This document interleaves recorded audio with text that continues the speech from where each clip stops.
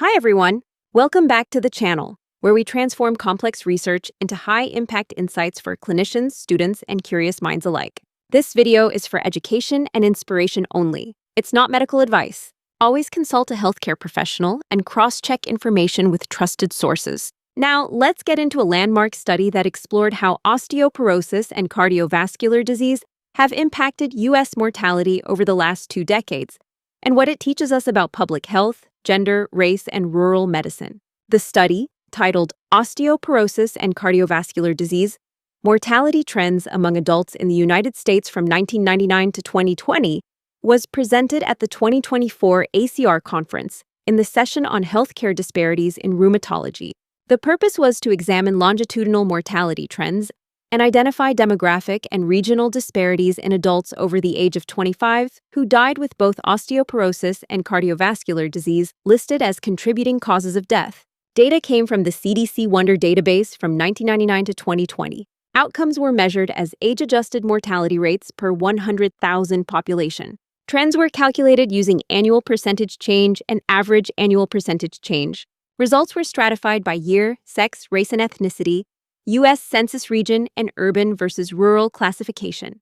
Between 1999 and 2020, a total of 171,698 U.S. adults died with osteoporosis and cardiovascular disease as co-contributors. The age-adjusted mortality rate dropped from 5.0 deaths per 100,000 in 1999 to 2.3 per 100,000 in 2020.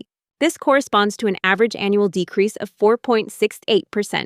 with a 95% confidence interval of 5.21 to 4.28 and a p-value less than 0.001. The trend was not linear. From 1999 to 2004, there was a slight increase with an annual percentage change of 0.95%, though it wasn't statistically significant. From 2004 to 2020, mortality rates declined sharply, with an APC of 6.37% and p0.01.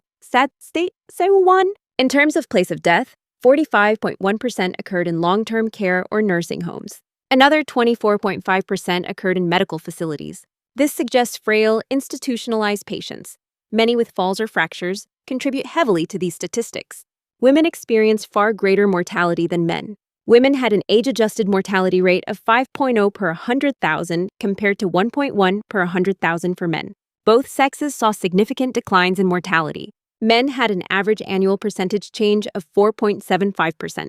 Women showed a decline of 4.43%, both with p-values less than 0.0.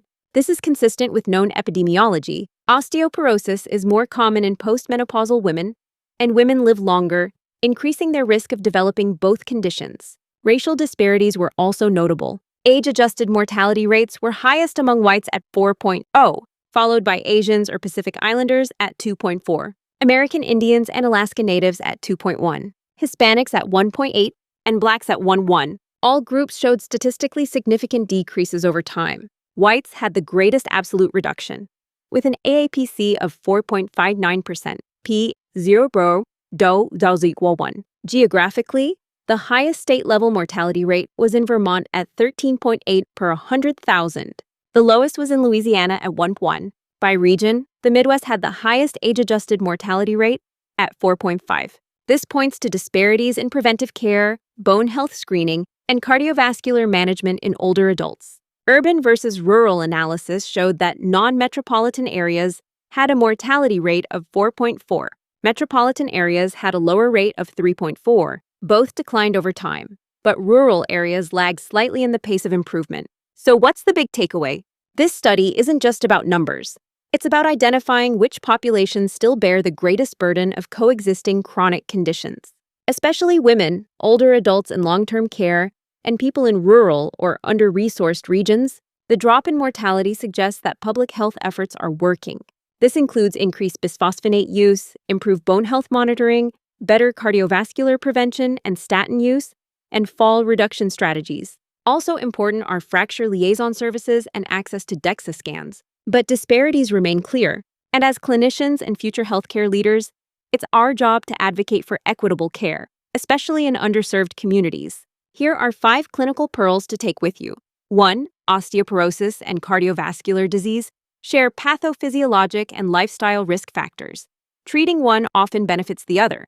2. Women, especially postmenopausal, are at highest risk and need targeted prevention strategies. 3. Age-adjusted mortality rates are crucial for tracking population-level trends. 4. Geography and healthcare access matter. Rural areas carry higher burdens and slower improvements. 5. Public health works, but equity still demands focused action. Thanks for watching. If you found this helpful, please like the video, subscribe for more rheumatology breakdowns, and share this with a colleague, trainee, or patient educator. Until next time, stay curious, stay compassionate, and keep learning.